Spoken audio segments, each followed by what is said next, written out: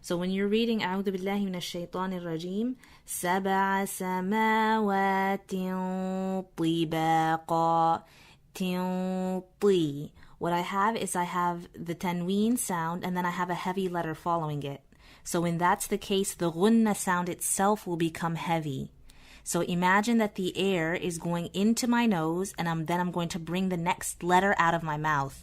So I say سبع سماوات طباقا. It's in my nose, then I'm coming down to my mouth. طباقا. The same thing, another heavy Ghunnah is ينقلب. ينقلب. So it's coming out of my nose, going down to my mouth, and I'm saying the qa sound. The Ghunnah has to be heavy because the letter that's coming after it is heavy. So when the Ghunnah is followed by a light letter as well, the sound of the Ghunnah is going to be lighter. So if I say, for example, يوم ينفى ينفخ في الصور ينفى. I can't say ينفى. It doesn't make sense. So the fa is light, so the Ghunnah will be light with it. So in this case, they're two heavy Ghunan. So سماوات طباقا ينقلب إليك البصر خاسئا.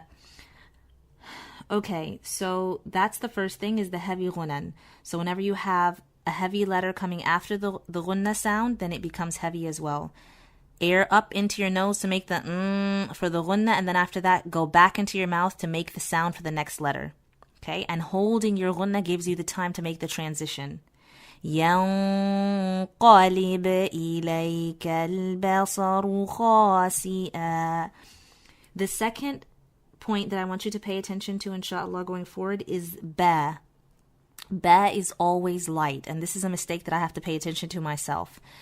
It's always light, so when it's coming at before a heavy letter like basaru, I want to say basaru, but it's light, so I have to say basaru. Okay, so whenever you have any letter that's coming ahead of a heavy letter, you'll be tempted to make it heavy as well. So pay close attention to that.